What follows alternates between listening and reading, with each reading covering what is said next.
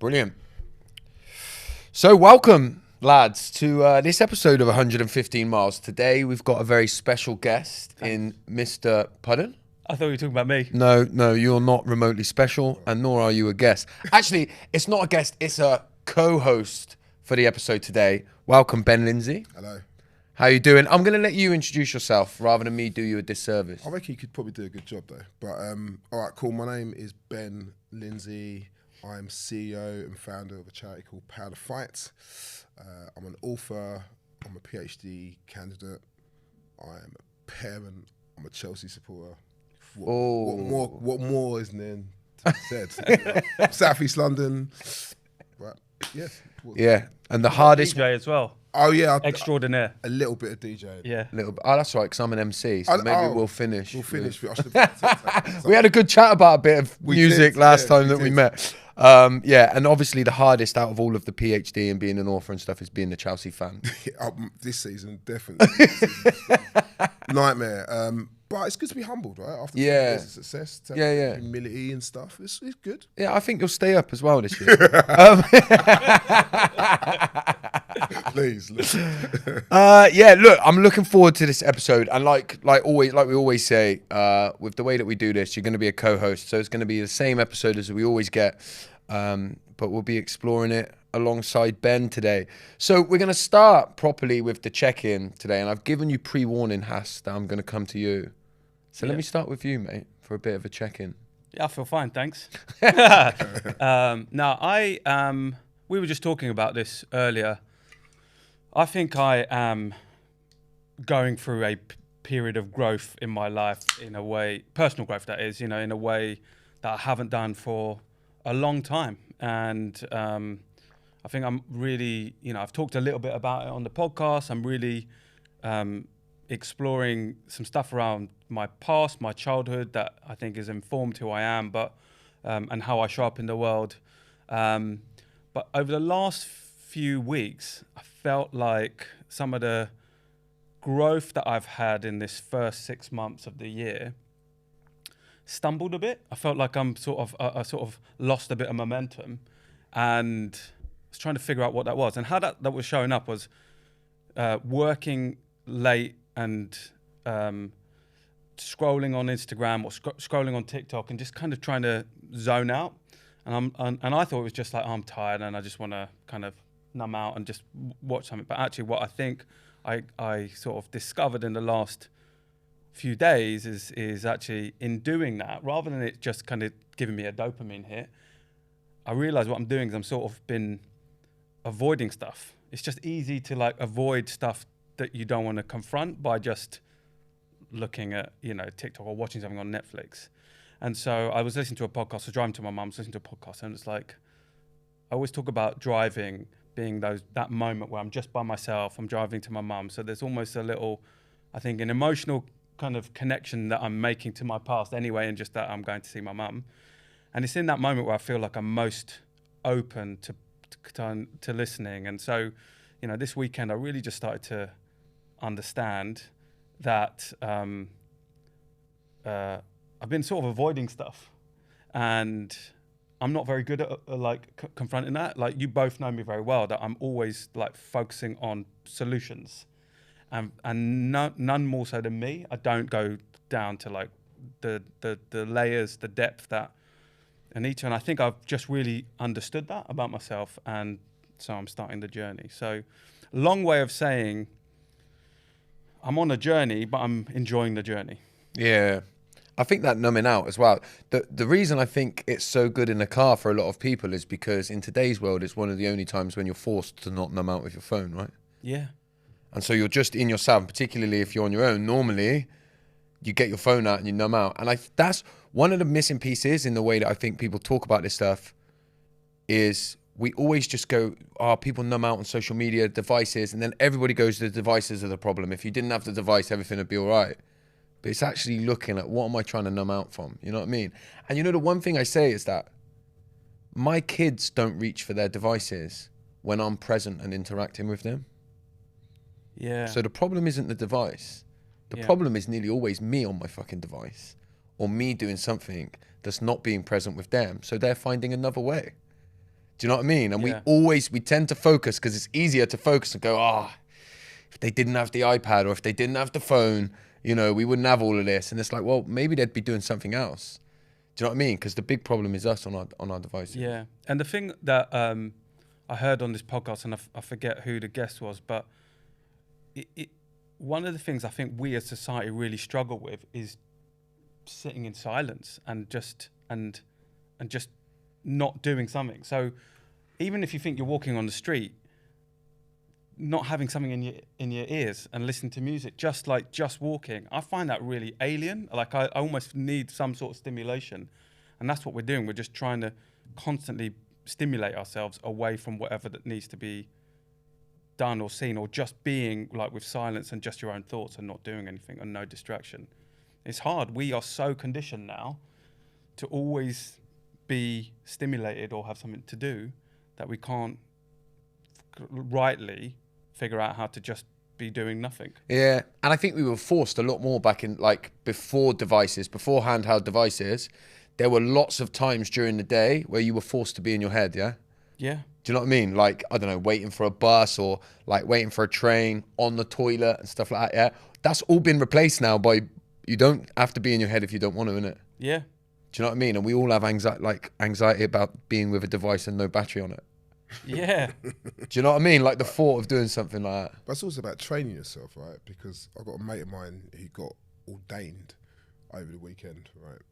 And yeah, so he's now reverend, which is hilarious. It's an amazing story he's had. But 3 days before he got ordained, he had to do a 3-day silent retreat. And he said it was crazy. Like the fact you couldn't say anything, you know, even over dinner, you just had to kind of just nod and smile. But he said what he learned about himself, and what he learned about others, and in a very spiritual way, what he felt God was speaking to him about. I was like, where would we ever get the chances to have a 3-day silent retreat? And I was thinking, I'd like to do it. I'm also very scared. And I'd probably last about 3 hours or something, like that, about 3 days. But I think you have to train yourself to actually be very comfortable with yourself. Yeah. As an only child, I'm actually all right with that.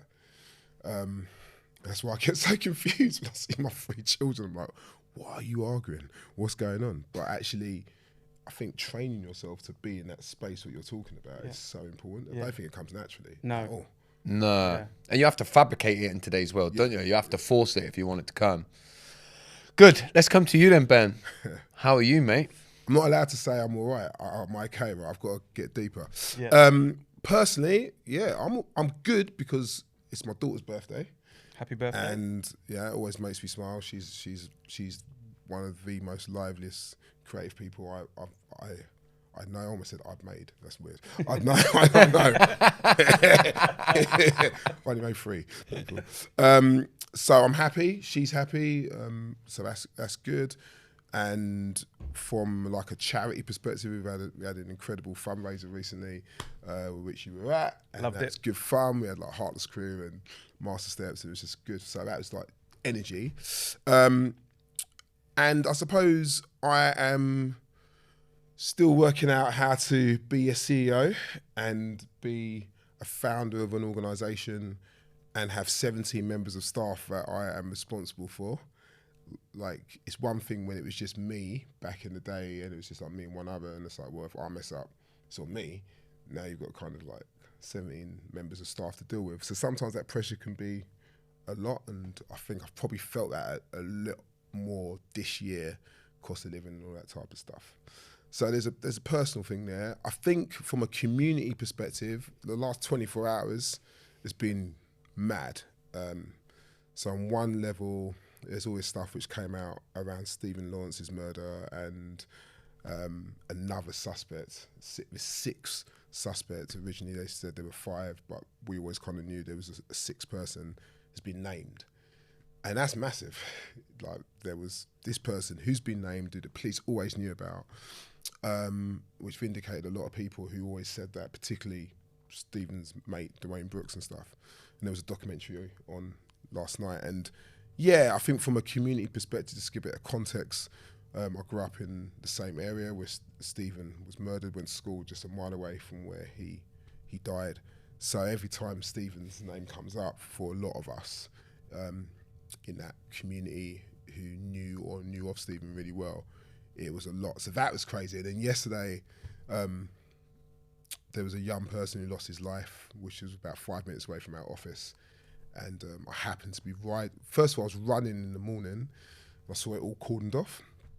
So I went and spoke to the police officer, and at that moment, that young person was still alive. And then by the end of the day, I rode back home, and he had passed. And I just happened to catch one of the family members there, and it was just horrible, man. Just like the grief and the wailing, which unfortunately I've seen a lot over 20 years.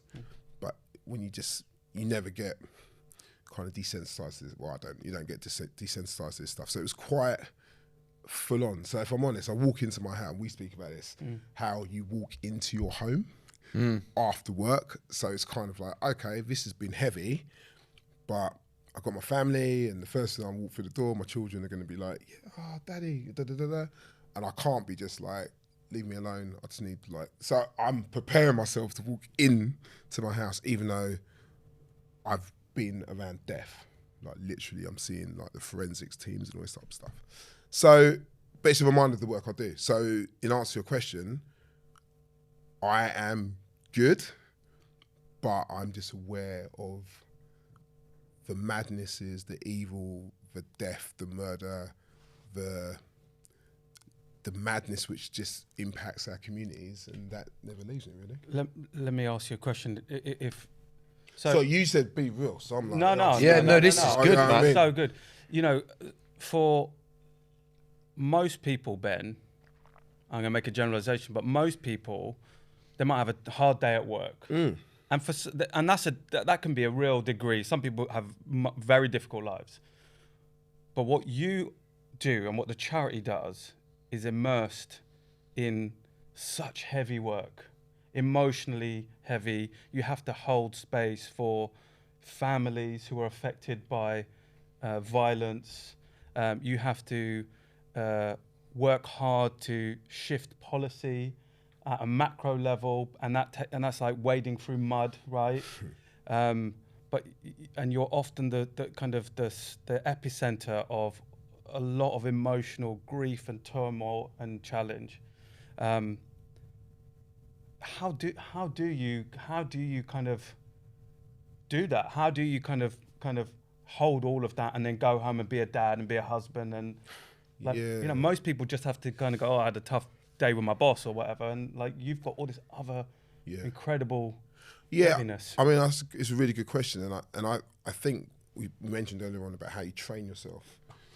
And I remember writing in my book, which I wrote it came out 2019, that there's a moment where you have to almost leave the heavy coat of pain and stress outside the door. Now, let me just unpack that a little bit. The coat, you're meant to wear the coat. So the coat I'm meant to be wearing is around engaging with young people and families around violence affecting young people, being an advocate for racial justice, fighting against injustice on multiple levels. That's the coat which has been given. But I have to choose every day whether or not I wear that coat into my house. And actually, the picture I always have is like, no, there's a metaphorical coat hanger outside, which I leave that coat there. And when I walk into my house, whatever issues which are going on, it's not like sometimes I don't intersect, but I'm like, no, I'm there for my wife, I'm there for my children, and let's deal with what's going on there. When I go back to work, I'll put that coat back on because that's what I'm meant to be doing, and it's cool. I have to have that separation. Now, every now and again, as I said, the conversations intersect, but I know, and you said it earlier on, Josh, being present, and I'm not saying I'm brilliant at it, but we try to be present in the moment for our children. And because it's such a heavy and serious work we do, I have to work hard on bringing joy. Hence the reason when we did an event last week, which was a fundraiser, but it was really just a party. I was just like, fundraiser, but I just want to get Heartless Crew down, and I basically just want to have fun. You could see the release in the room from our team and other people in the sector, because it is heavy. So you've got to create those spaces. So yeah, no, it's nuts. But I'm 20 years deep in it, which means there's a level of experience and clinical supervision I have and therapeutic support I get, and us trying to build trauma-informed work and organisations, which means that we're probably best prepared for this type of stuff. But it still breaks my heart when I walk past. I mean, literally, I walk past a murder scene and I'm seeing the sister of the kid crying her eyes out. And I'm like, this is real stuff. Like, I don't know what people think this is. They see headlines. I'm like, no. This is the real stuff, you know? And as an organisation, we will hopefully able to help and support our family, like we've done for the last 4 or 5 years. But it's real, man. It's not a joke at all. It proper brings it home for me as somebody who don't like, because I grew up outside of London, yeah. So I grew up in Swindon, and even now when I see stuff about knife crime, there's a huge separation, right? I only ever see it in the news in a political context, so I don't see it in a human context, not remotely. And then the way that I saw it growing up, I was massively like, we were joking. We did a podcast recently. We were in Bow, right? And because I grew up in Swindon, I'm still a bit of a tourist when I'm in London, right? Because it was in Bow, I just know about Wiley singing about Bow E3 and his tunes, yeah? So I was like getting off the train in Bow like a few weeks ago, right? And I'm like, just thinking about what Wiley says in his tracks when I come out of the tube station, yeah? The reason I'm saying that is because it's almost like, I view it a little bit like it's not real, I guess. Like it's a movie. Yeah. Because I hear, when I was younger, yeah, when I was in my teens, I heard it all being spoken about by like all my fave grime MCs, yeah. But it's not till like genuinely, and I know a lot about it now through like being interested in it, and I'm obviously like try to advocate and try to be as knowledgeable as I can about these things, yeah. But when I hear you like say, I walked past it yesterday and we deal with it every day, it fucking hits it home for me that it's human, because I'm still quite detached from it, and I don't realise that until I hear you speak. But I think you represent the majority of the UK. Yeah. Most people only see the headlines, right? Most people have a stereotype of who they believe gets caught up in this type of stuff. Most people will think it's a black issue, and you've heard me say this a million times, it disproportionately impacts black and brown communities in a London context. Yeah. But a lot of that is to do with demographic and the density of where ethnic minorities are. So if you're talking about a borough like Newham, when you've got 60-70% of ethnic minorities, by nature of that, the crime levels are going to be higher. But people don't want to think about this type of level. And then there's a conversation about, actually, if you go UK-wide, Cleveland, which I didn't even know we had a Cleveland in the UK until recently, has got the highest knife crime in the country, and that's 98% white people living there. Second is West Midlands, and that's got a huge Asian population, right? So there's things which the general public don't understand about this issue. And the other thing which people don't really get is the knock-on effect and the collective trauma of the communities, and how it doesn't just begin and end with a young person losing their life, unfortunately. You're then talking about court cases, and you're talking about the legal troubles and the therapeutic issues and the mental health issues, and how the indirect impact on young people who are not even involved in it, but because like we were saying about mobile phones and the speed of things now, you can see a murder which is caught on Snapchat, and let's say there was 10 witnesses to that, within minutes or seconds, 1,000 kids have seen that. So that's now 1,000 kids who, whether they know it or not, are being traumatized by the violence that they have just seen on their phone. So there's a lot of things that we are now dealing with, which we weren't dealing with 20 years ago. Violence has always been violence, right? It's not a young person's thing. It's not a black thing. We know that violence has always been violence, but the speed of how that information gets transferred to people is what's changing. That's what we can't keep up with. And I think your point really is that actually most people don't want to go beyond the headlines. Hence the reason that Power to Fight, we are very much around, okay, we have to look at this from multiple levels. What we call on the ground, like what's the pastoral and the therapeutic support we can offer, but also the challenging to policymakers and local authorities and central government and legislation. And this is why on ties on Twitter, I will go hard on these people, because like you're talking from a headlines perspective. You're not going beyond the headlines. You're not engaging with the young people. You're not engaging with the families. There's families we have been working with for the last 6 years who are still grieving, are still suffering, and there's still implications. I said this to somebody recently.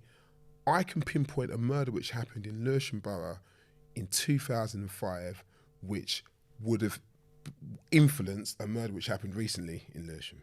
Nobody has that space to kind of be like, okay, how do you map this type of stuff? And it's sad. But we're here. And the hope is, and the joy is that an organisation like mine and many others are doing some fantastic work. And that's what keeps me going. Yeah. I mean, look, what I will encourage all of our listeners to go and do is go and check out Power to Fight. What Ben's doing and the team's doing it's nothing short of incredible. And you're going to be humble because that's what you have to be. But I've had the privilege with me and the team to partner Power to Fight for the last few years. And what they're doing it's unique, it's incredible, and it's so needed for our society. And what I'll say one more thing is there's sort of, what Josh was talking about is indicative of kind of general populace, right? However, it's worse than that, because actually we're very curious people, right? It's the ones which are the general populace that aren't curious, that just are led by the media narrative. And unfortunately, they're the ones that have the voting weight. And then they get to keep the ones that keep the media in power, which means it continues to reinforce the lack of investment and the otherism and all that sort of stuff. So it's platforms like this, it's the work that you do, Ben, that, that's really important, that we kind of keep this conversation in the consciousness to say, no, it's not a black problem. It's not just an inner London problem. This is something that we all need to be aware of and we all need to be looking at. Yeah, and I think when you talk about the traumas and then linking things back to like 2005 and stuff like that, the way that I think those in power and like it gets politicized, and then you see the people which is most people, by the way, and like you say, most people, yeah. I'm curious, yeah, and desperately trying to learn about this, and still until something gets humanized in the way that you just humanized it to me, I'm still detached from it, even though I'm trying not to be, yeah. And I think that's why that common, like people that are normally led by the media and the way that the media control the narrative, knife crime is normally always fed as being like, knife crime's on the rise, we need to clamp down, yeah? And so people never go beyond the surface and look at like, the impact that parental incarceration has on children and how that perpetuates the problem and stuff like that. But for me, as somebody who is quite detached from it, that human element is the big bit that's missing from me. Yeah. Because as another example, and I use this example a lot when I'm talking about this stuff, me and Has sit and do an hour, 90-minute conversations around this stuff and around race, right? And what happens is I talk about it and I logically understand. So Has might say to me, I'll feel a bit different if I'm in a place where I'm the only brown person, right? And logically I go, yeah, I can understand how that is, like that makes sense, right? But that's all I get, yeah? And I understand it rationally and I understand it logically, but it doesn't impact my heart in the way when I said, you should come to an England game with me. And you go, I've never been to an England game. And I'm like, what? You never been to an England? Come to an England game, mate. You'd love it. And you're like, well, I've just, it's always sort of been a place where somebody like me doesn't necessarily feel 100% comfortable. And it's that moment when I go, fuck, my mate, who like, I wouldn't even and I know you've told me that you feel different and all of that, but it's then that reaches my heart and I go, shit, man. But here's the thing though, and I get that, and I think that is most people when they have the interpersonal connection. But where I struggle with that, not necessarily what you're saying, but a generalized version of what you're saying, is why does it have to get to that point? Why does it have to get to the point of I need to break your heart, or I have to have a personal relationship with somebody for you to fully understand that young people are being killed? And so I sometimes we've overspoken about how we change the narrative to make it more, as somebody leads a charity, you're like, well, if we want people to understand what we're dealing with, what's the marketing strategy, what type of narrative are we putting out there?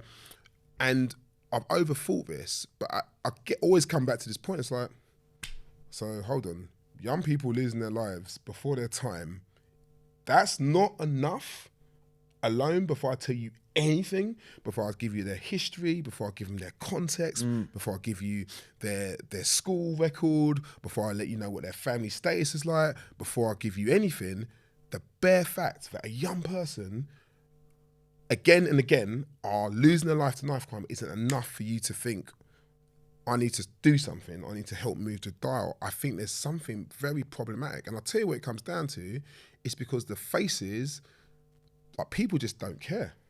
People, I've come to that conclusion, people just don't care. Because I'll tell you what, if this was 25 kids in Eton losing their life to knife crime, the National Army would be out. And just to be very clear, whether you're white or black or middle class or working class, I don't want to see young people dying, full stop. But I think there is something where, because this is being seen as a black issue, a working class issue, nobody really cares about it. And that's the bit what breaks my heart. I'm like, no, these are young people who had their whole future ahead of them. And so much of this is about circumstances. You can't take 1.4 billion off local authorities since 2011, and youth services and youth workers is decimated, and don't feel that this is the result. These are the consequences. Yeah. And nobody wants to talk about the external stuff. Well, what about the parents? They just need more role models. You know, what? All right, we're not saying that maybe doesn't play a part, but actually the responsibility of the state has been to actually provide free school meals and all this stuff, and it's been ripped away. Yeah. All these things. And what I was finally saying on this is that the other problem that we have in society is that we don't seem to be able to handle what I would call contradicting and multiple narratives. Yeah. You can say something which is 100% true, and I can say something which is 100% true. Yeah. And we have to find a way of how do those contradicting and different narratives actually sit together, as opposed to, no, there has to be one narrative. You saw that with Black Lives Matter. Oh, what do you mean Black Lives Matter? All lives matter. Yes and yes. Yeah. But the context becomes important there, right? The context becomes important. That, like, when you say both are true, the reason Black Lives Matter's important is because in the context of what is being said. Yeah, but people don't get to the context. People just say all lives matter, and I'm like, but you're missing the point. You're missing why at a specific time the focus is on black lives. Okay, but people, I don't want to say that people are dumb, because I don't think that's fair. But I think people want simplistic answers to complex problems, and therefore it's like, oh, hold on, I can't get my head into thinking that Black Lives Matter in the context of what we were seeing with George Floyd. Yeah. And at the same time, they're like, but isn't life all about equality as opposed to equity? Yeah. Do you think a lot of it's to do with avoiding looking at the difficult parts of themselves? So it's easier for somebody to go all lives matter, because then they don't have to go through the route, because to look at it in the other context is to make myself culpable, and I have to go through that path then. Well, go on. I would also say, to add to that, is we're also assuming that people have their own agency. Like, you're manipulated to either go, are you Republican, Democrat? Are you Labour or Tory? Are you white or black? Like, we are pushed into, it's almost like a flow chart where you go, it's binary, yes or no, right? And you get pushed into that. And then you just go into, we've talked about it so much on this podcast, right? Where you're almost discouraged from doing that internal dialogue, that internal reflection, that internal thinking. And I think so. It is partly that people are afraid to explore it, but it's also because it's just easier to go. Oh, I identify with that group there, and therefore you get pulled into But that's that the hard narrative. thing, right? Because if you take, I don't know, some people would claim they're maybe left of centre in their politics. Well, what party is that then? Like, nobody wants to admit that you may well have elements of all the parties in you. Nobody wants to acknowledge that actually I might have some conservative values, possibly, but I also have some left-wing tendencies, and I wouldn't call myself a capitalist, but I also understand that money makes the world go round. Yeah. So Sounds like New Labour, 1997. well, that's a whole nother story and how it all ended up. But there's a lot of stuff there where is the spaces where you can actually have those contradicting and multiple narrative conversations, right? Yeah. And Twitter's definitely not the place to do that, because you can't do it in the characters. But when it comes back to youth violence, or I don't even like saying youth violence affecting young people, there's so many different narratives going on. There's a fine line between perpetrator and victim. I don't even think it's fair to break it up like that often. But the media wants to put it that way, because so many victims become perpetrators. Yeah. So much, we don't want to talk about fear. Why did the young person pick up the knife in the first place? Now, I know you just want to talk about the consequences. But what about if we go a few steps back? What was the person's situation? You don't know if that person was attacked. You don't know if that person now, whether we think it's silly or not, they're carrying a knife for protection. Sometimes I talk to young people, and I don't do this as much now because you've got teams to do this, right? But back in the day when I used to do it, and I used to be like, guys, you don't need to pick up the knife.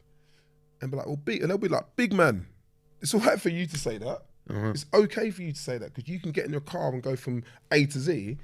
I've got to walk through the ends, right? Yeah. And if I see someone who looks like me and I don't know them, I'm assuming they're carrying something. So it's do or die. Now, I can come out with multiple things to say why I think that is a bad idea for them to be picking up a knife. But ultimately, I do not live their life. So you have to then work out, well, what can you connect with them? You do start talking about fear and trauma and consequences, but so much of it is like, it's immediate gratification.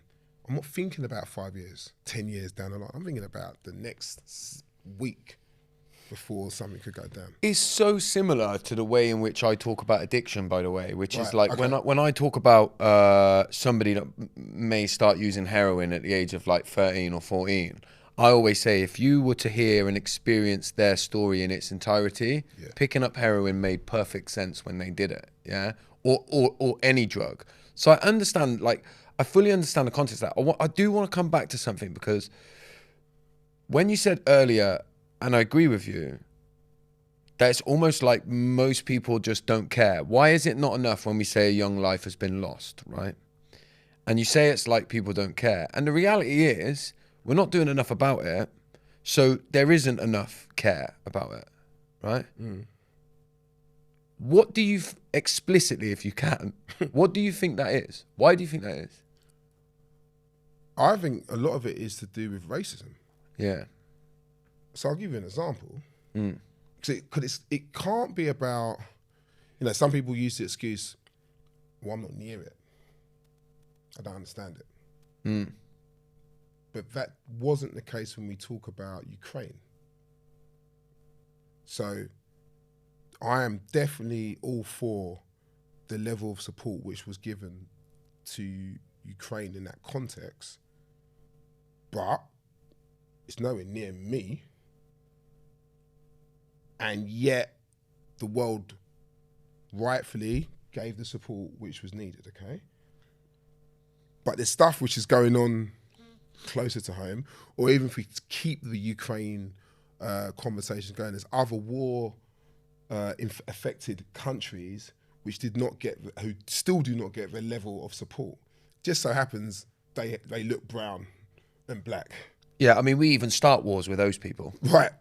So my thing is, like, we just got to call it what it is. So much of this stuff sometimes, the picture and the narrative, and we use this in our workshops. We've seen how the media will portray black and brown children when they have lost their lives. They tend to they find the most ghetto, gutter pictures, bandana. We found one picture we found with them with a weapon. When it comes to the white children who have lost their lives, we've seen them in suits. We've seen them in browning outfits. You know, it's like, oh no, that's the human. This is the human side, but we're going to dehumanize this. And it's the right-wing press, and we see it again and again and again. This is why I won't go. I get asked to go on these TV, GMB, all these types of programs all the time. I refuse to go on it because your narrative isn't true. You want to paint a picture which is to present to Middle England that this is a black issue, this is a working class issue, even though I've been in situations where I've buried white children. It's that kind of real for me. So why do people don't care? I think there is a perception that the people who have been impacted by this don't deserve our love. Yeah. Because I'll tell you this, the thing what I realised, I've said this to Has before, right? I ran a half marathon for Power to Fight in October. I did the Royal Parks, which is amazing. Lovely, it was a lovely day. But I realised, depending on I'll tell you a story too, I was either running past a lot of people or they were running past me, and the charities which we saw again and again was dog charities or cancer charities. The amount of dog charities I saw. So, you know, you get to about 16K and your mind starts going all over the place. And I'm like, wow, this whole thing around violence affecting young people, this is a hard cause.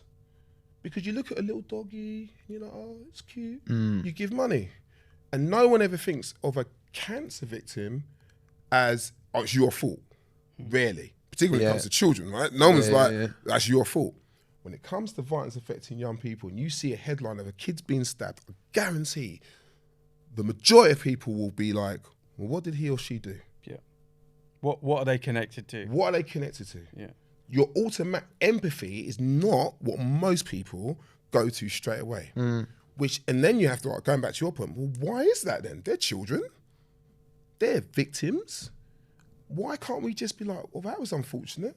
No. There's a narrative which has been built is that, no, these kids. And it started with when we had the riots and the troubled families and Cameron and all that type of stuff. And the hardcore punishments that we got, we didn't look at it as a poverty issue. We just like, oh, these kids are just going around running riot. Half the stuff people were stealing were like nappies and bottles of water and stuff like that. That should tell you the problem. So, I mean, for me, we have this battle all the time. It's like, well, how do we, and for us, what we then do is like, well, okay, if we're not getting the empathy here, we're going to look at this from an emotional health and a mental health conversation, because that levels the playing field. When you say to a parent, actually, this starts when a young person is depressed. Oh my goodness. You know, I can see my young person actually dealing with their mental and emotional health. And then we're like, okay, and that can lead to fear, and that can lead to anxiety, and that in some cases will lead to a young person picking up a knife. You start breaking it down like that, we have seen families and middle-class white people suddenly be like, it isn't just about, my kid can never be involved in that. Well, who's your kid sitting next to in class? You just have to kind of break it down like that.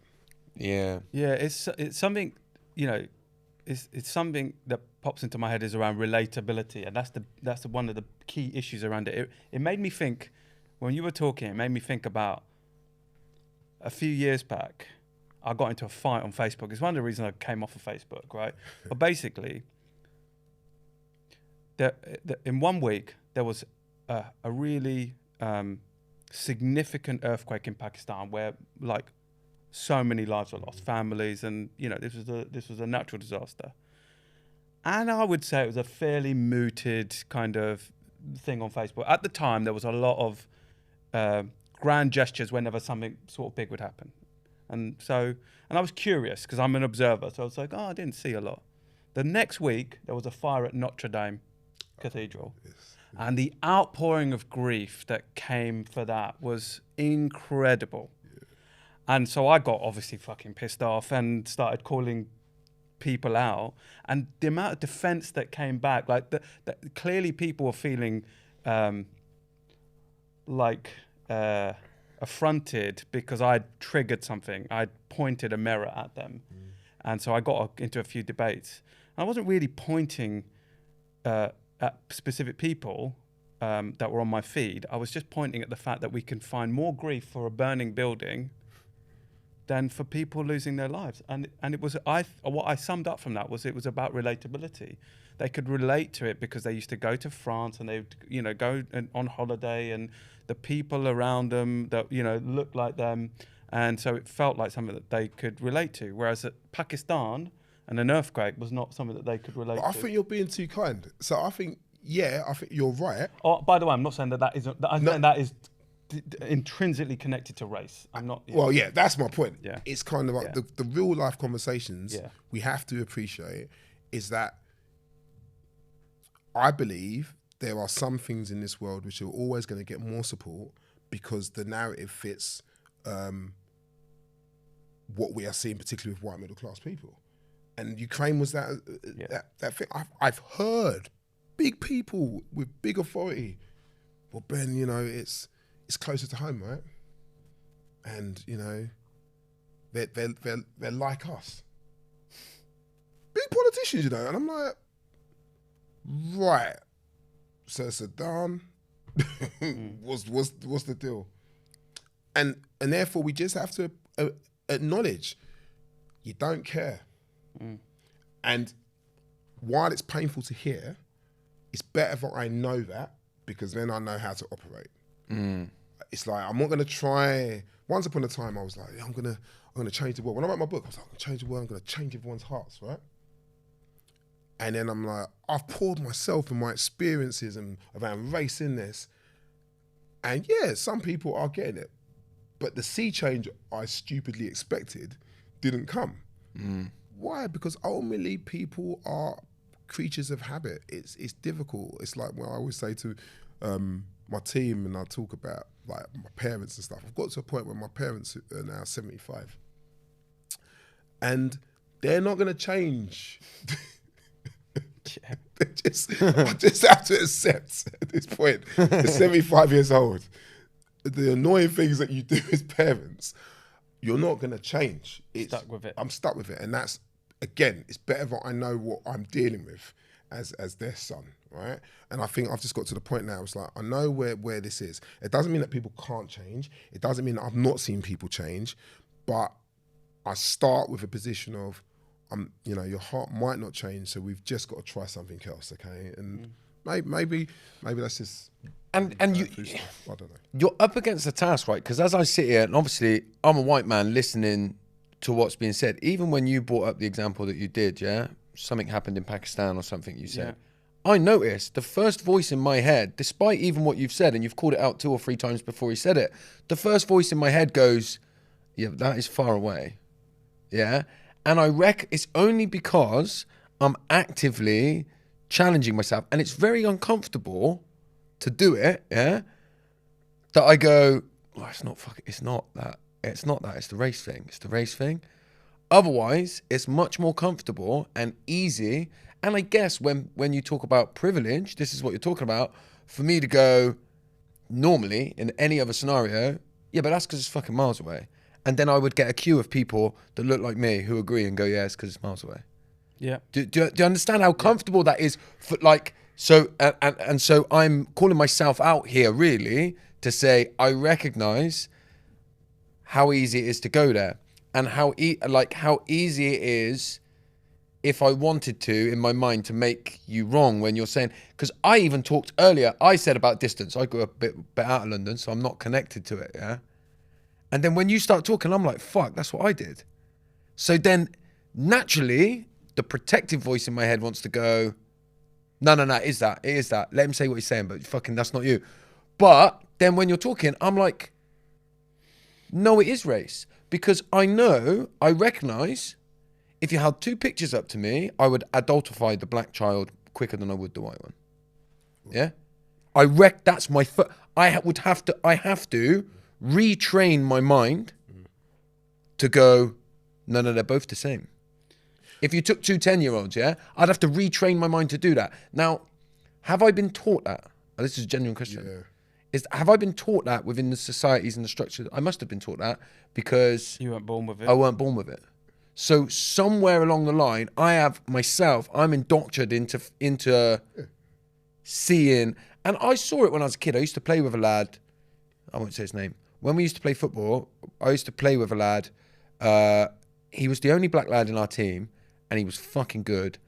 And he was known for being hard, right? When we were like 12, 13. And I, clear as day, remember a game. He got racially abused by one of the parents on the sideline. Yeah. And I remember seeing him teared up, right, on the pitch. He didn't let himself cry, but I remember seeing him being teared up on the pitch.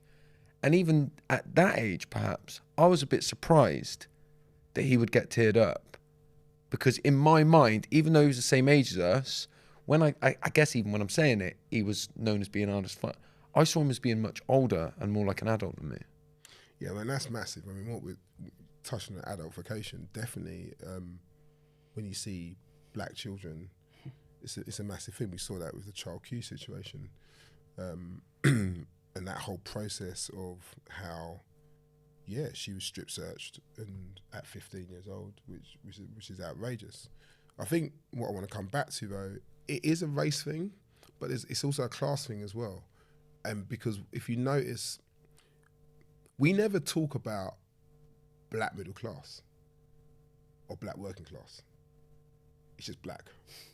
And that, but we talk about white working class and white middle class, right? We don't talk about like Asian working class or Asian middle class, but we know it exists. 100%. Right? So this is what I'm trying to say. The narrative needs to be unpacked a lot more, and we need to start feeding the masses the truth, because I know black middle class people who are not from the ends, who are on six figures, who live in lovely homes, and they can't connect to what I'm doing. They're still my mates, but they can't connect, right? And I've got working class black friends who came from the area who do understand. And then there are people like myself and some of my friends who started off with working class and somehow assimilated into middle class, and whatever you want to attach to that, whether it's the type of coffee you're having or the fact that you can afford a house, I don't know what it is, right? Or education, but then there's that assimilation. And these things we don't want to unpack. And the different levels of trauma each of those things hold. Because as a black man, it's like, well, gosh, you don't want to be too middle class because you've sold out. But you don't want to be too working class when you're in spaces where you're dealing with politicians and stuff because you want to be taken seriously. And one of the things when I'm doing my PhD at Durham, I have massive anxiety about, I don't know, you know. I don't know if it's where I need to be. I don't know if this is where I should be. I've always battled against this type of tradition. But what was interesting, it was only when I had a black female supervisor who'd gone through there, and she was like, no, you can do this, and I'm going to walk with you, I suddenly felt comfortable. But the point is, if you don't look at demographics in a class context, you will just have a monolithic approach to what life is. And we can have these conversations here, but I always use this example. I'll never forget when I was up in Snowdon. We went to Snowdon with family, and it was amazing, and we're climbing mountains, and we stayed at the farm. My kids are loving it. Like, this is amazing. I'm the only black person near the mountain, or whatever you want to call it, right? And I'm calm with that. It was just a lovely time. I turn on the TV, and Newsnight comes on. And my friend Governor B is on Newsnight, and he's talking about drill music, and he's talking about knife crime and all this stuff. And the imagery is mad, right? You see machetes, and you're seeing drill artists, and you're seeing all this type of stuff. And you talk about context. I'm in Snowdon, North Wales, and I said to my wife, I was like, whoa, if I was a white person sitting in this farm and I'm seeing that, I would think London and black people are mad. Yeah. Right? Yeah. Because that's what I'm seeing. I don't see this around me, but I'm seeing on news, I'm seeing this black guy talking about drill and knife crime, and it's crazy. And it spoke to me. I was like, wow. Now here's the other thing though. What people, you've said it a couple of times, you're from Swindon, it's a different context, right? My argument would be, I don't think it is that different. Because if we start talking about county lines, if we start talking, this is what I would say, go to Cambridge, go to these places, go to Cardiff, I'm just like, yeah, it might not be black kids, but where there's drugs, there's gangs. Yeah. And where there's gangs, there's violence. And where there's violence and gangs and drugs, there's poverty. And that is a mix, which causes where we're at the moment. And I think people are seeing that now. When I go to Shrewsbury to see my mother-in-law, and she tells me some of the stuff, or the kids from Liverpool coming into Shrewsbury because it's a university town, you know, and they're selling drugs and stuff. I'm like, yeah, that doesn't surprise me. You got London kids going to all these places as well. I just think it's more than anything else, it's a youth culture conversation. And I'll tell you this for nothing. You know, we're kind of a similar age. But when I was in Southeast London, back in the 90s, listening to 90s hip hop and like East Coast, I was never gonna meet Biggie Smalls. Never. I was never gonna meet Mobb Deep. I was never gonna meet Nas. I was never gonna meet any of these people. I was pumping the music hard in my bedroom in Southeast London. The difference between then and now is that the stars are from the estates. You got Dave and Central C with the biggest track of the summer moving mad units, and it's number one. Kids are looking at like, that Dave's from Streatham. Yeah. I went to school with that guy. I can do this. And Dave's not the first, obviously we can go back, Stormzy and others, but right about now, it is so easy to see that and think that's achievable, where it wasn't the case for me back in the day. Why am I saying it? I think it's leveled the playing field. This mix of culture, music, drugs, this idea that you can't work for anybody. No, I'm gonna be self-made. You know what I mean? I'm not gonna work for no one. I've got 21-year-olds talking, I'm not working for them. What are you talking about? Fine, I'm not saying not to try and do it, but it's okay to work for someone. It's okay, but we don't hear that. It's mad. It's now we've overtaken, British music is overtaking American music for the first time in the charts. No American artists are charting. It's UK artists. You've got to look at the combination of why they're charting, what they're saying, what they're promoting. A young person is looking at these guys and like, yeah, no, I want the car, I want the watch, I want the girl, I want the house. Want it now. I want it now. I'm not talking 10 years, I want it now. Okay, how do we do that then? It's crazy. So we've got to look at the culture, we've got to look at history, we've got to look at what's going on. It's a real interesting mix.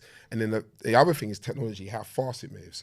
When I used to run a record label, it was very simple in 2004. Oh, well, let me pay for studio time. Let me pay for the video. Let me pay for mastering. Let me pay for the vinyls to be pressed, right? So I'm down about $3,000 already. Nowadays, it's like, well, no, I'm in my room, let me knock up a beat, and I use Pro Tools, and I can make, my bedroom does filming, so he can do that. And then we put it out on YouTube. And then within a month, it's on TikTok, you got a hit, and it's charting. Now, there's a quality control conversation in that, but it's easy. It's easy, and I know, unfortunately, young people who were drill artists, or not even drill, UK rap artists, who lost their lives. Why? Because they've got millions of hits, but they haven't got Jay-Z and Beyonce security. They still got to go Morley's Chicken. They still got to navigate the ends, but they've got millions of hits. And no one around them, this is why I'm advocating for more emotional and mental health and therapeutic support for these artists. Don't just give them a 300K contract and then get upset. I just spent 300K on a chain, and then that chain got robbed.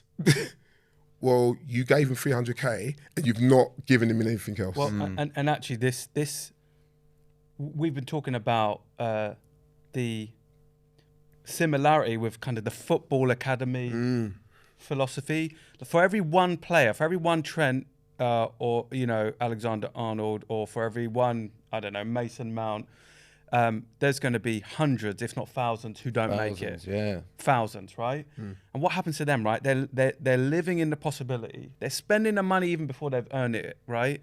And then they're dropped, and they're dropped just like that. So if we think about what's going on, if we think about the analogy of that, or the metaphor of that that's going on, you got one artist that might make it, and you got thousands that don't, what happens to that possibility and that hope and that opportunism is still going to need to be realised. It's just going to be realised in a different way. And the thing I would say about what you're saying about Swindon versus London, I think, yeah, it's happening in every city, and it's happening in predominantly white cities, and it's happening in more ethnically mixed cities. What you don't have is the media that have a vested, I know we go on about, we do beat on the media here, but you know, they have a vested interest. Saying that this happens everywhere doesn't sell papers. Saying that, you know, showing a kid with a machete or the kid that walked into someone's house, what was his name? I can't remember his name. Mizzy, yeah. That he would like that blew up. And I understand it was a horrible thing to do, but that sold, you know, for him to go on and talk to Piers Morgan and for Piers Morgan to be able to just, you know, tear him apart and make fun of him, Did you see that thing he wrote though? Did you see his monologue he did? Yeah. Have you seen that? Yeah. Yeah, I thought that was quite good. The thing about music is that, but again, I don't want to always bring it back to race, but the thing is, how many influencers and pranksters have we seen who are white? Yeah. Have done madnesses like that. Yeah. And they've now got big shows. Yeah. That, let me be clear, I think he's an idiot. Yeah. And I don't think I would be encouraging him to go into random people's houses and doing all types of man. I don't condone any of that. But I do look at it and think, well, if that was somebody else, he would have got £1 million, 10 million, £5 million deal right about now, right? But he doesn't fit the narrative. He fits the narrative of a menace and this underclass, which we don't want.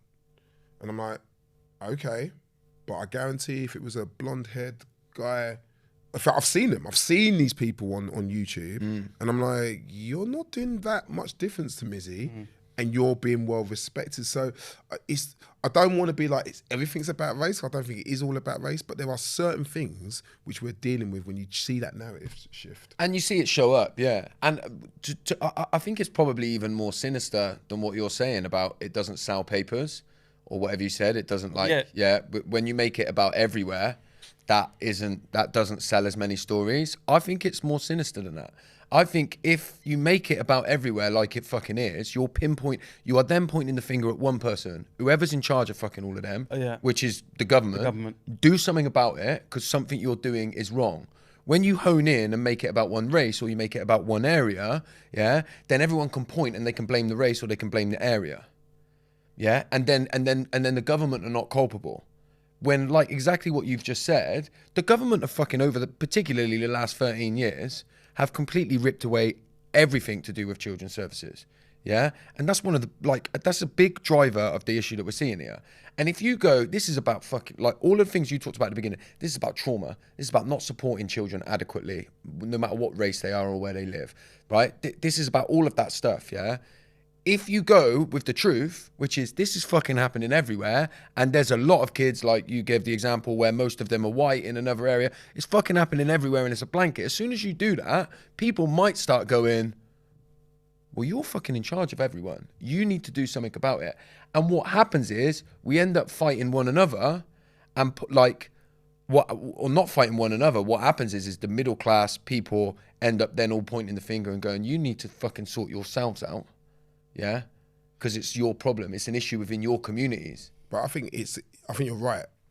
But again, I think the problem is we don't know how to handle multiple and contradicting narratives. We have to be able to say, yes, the government have a responsibility, but there's also a reality that there is some things within our communities we also need to address and also know how we can empower our communities as well. There has to be work on the ground.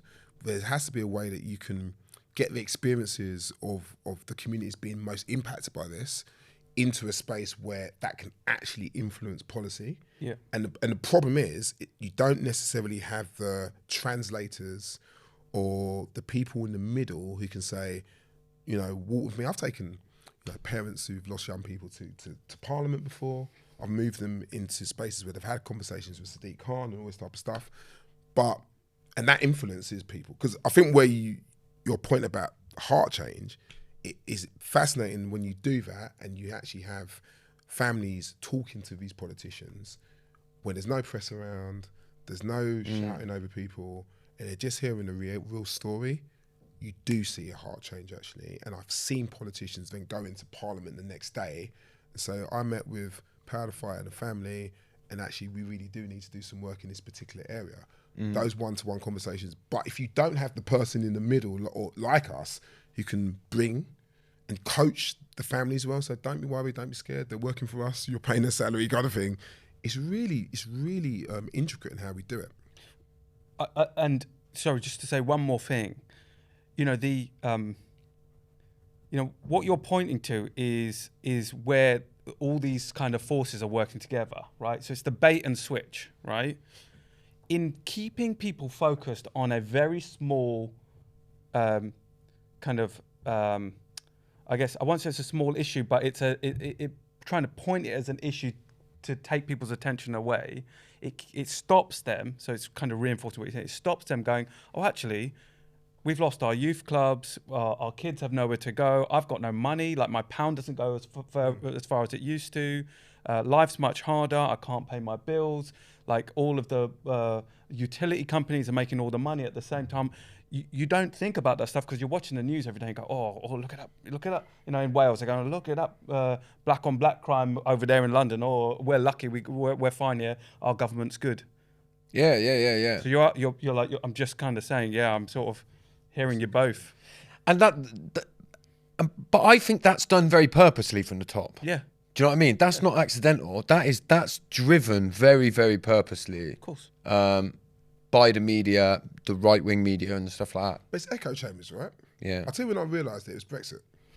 If I just focused on my timeline and my friends, I was like, oh, we're going to remain. We're fine. We all did. We're going to remain. We all did. It'd be fine. Yeah. Okay. And then when I saw it, I was like, oh, Ben, you idiot. Like, there's a bigger place than just London. Yeah. There's a bigger place than just your timeline. This is what the rest of the country really think. Yeah. And that was the moment where I had the revelation, like probably a lot of people did, like UK, we don't all think the same. Yeah. Don't. And you kind of know it, right? Yeah. But most people's echo chamber as well is the mainstream media. Yeah. Now, if you've built up a bit of a like online community, like you will have done because of the work that you do, your echo chamber is likely that. 90%, probably more than that, people's echo chamber is the mainstream media. Yeah, it's true. And I see a picture earlier of, they just did a Brexit special on the Question Time. Have you seen a picture of the audience that floated about on Twitter? I mean, you'd look at this picture of the audience and they were fucking all Brexiteers, just looking at them, yeah, making the judgment, yeah. And so I think because we have our own echo chambers, we forget just how powerful the mainstream media are. And by the way, I'll take that even a step further now. I think they even know that they can write an article that seems pretty balanced, but as long as the fucking headline is really polarizing, I don't know what the percentage is, but it's fucking high of people that only read headlines now. Because they ain't got the attention span to sit and read the whole article anyway. Yeah. So if the article is like, if the headline is like really polarizing, and then the journalist goes, yeah, but read the article. That's obviously, I'm just trying to get people to read the article, right? That's what we do. No, because most people only read the headlines. And it's fucking so easy to forget that is the echo chamber that most people are being fed. And that's how they get indoctrinated into the belief systems that they have. Yeah. Do you know what I mean? Yeah. And then you go into all the school stuff and all of that, you know, like what we were taught in schools. And I know that they're changing that, right? But you still get indoctrinated from very young about, you know, I was taught as a kid very much to very strongly over-identify with the fact that I'm British. Do you know what I mean? So even that was indoctrinated in me in a fucking young age. Yeah. And which was essentially the subliminal message that you're fucking British, so you are just by default better than everybody else. Right? And then we were taught that throughout our lessons and all that kind of stuff, yeah? So the influence, I think, of people that it has on people is massive. And just quickly, before you go, then that influence, it then becomes very easy to ignore outside influences and follow that comfortable narrative that keeps me feeling like I'm in a big body of people rather than rocking the boat Yeah. and putting the hand up and saying, fucking something ain't right here. And I think the final point to say on this is most people aren't even conscious to it. Yeah. It's like they're sedated. They're just sedated by the mainstream media and the narrative and the headlines, and they're just like walking in a buzz the whole time. And it's like, you know, what is it? What's that? Antidepressant Prozac or whatever, just keeps you on a level. Yeah. It. It's only when you start to kind of emerge out of the fog and you start to go, shit, what's going on here? Yeah.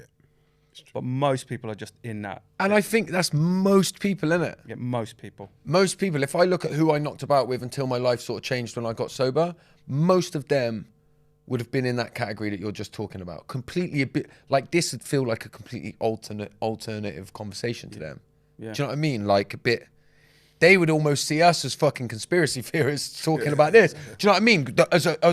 Like it would be so far removed from their belief system, they would think you're fucking creating a narrative that don't even exist. Yeah.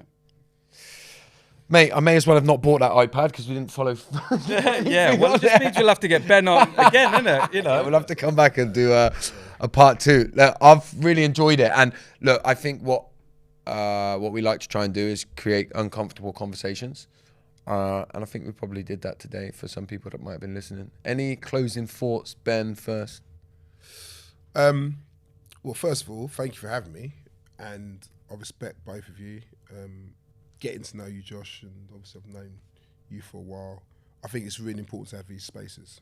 Yeah. And, I know there's a few topics we didn't get onto, but I think particularly as men, it's really important that we can have these honest conversations. It's something which I'm trying to encourage a lot more with my male friends, having uncomfortable conversations, having those real ones, those deep ones, you know, not those superficial ones. So the fact that you're creating these spaces is fantastic. I think I would just encourage people really to go behind the headlines, to have more empathy, not to always put yourself in the story. I think it's easy for us to be like, well, how does that relate to me? As opposed to just looking at this as a justice issue. People often say to me, well, Ben, you must have got into this because, you know, you were involved in a gang, or you used to carry a knife, or you used to, and I was like, no, that was not my experience. I grew up in South East London, a lot of this stuff was around me, but for multiple reasons, I did not get involved in this. The reason why I do this is because when I became a Christian, I realised that it wasn't enough for me just to look at this incredible gift of Jesus and think, that's for me. My thought process was, well, what does that mean for the rest of the community? If I'm seeing this love, if I'm seeing this support, if I'm seeing this incredible, wonderful gift of who he is, what does that mean for everybody else? And therefore, sometimes I think we think, and I think this is true, I think sometimes we think the best people to deal with a situation are the ones with the lived experience. And I think in some cases that is true. But I also think the people who have not been impacted directly by the trauma, if they've got enough empathy and they're prepared to be humble and learn, can also play a major part. And that would be my experience. I can walk into spaces with not the trauma of having a loved one stabbed to death, going through court systems. I can look at it from a very objective kind of view, and I can be very pragmatic about stuff, but also my pastoral heart is about being empathetic.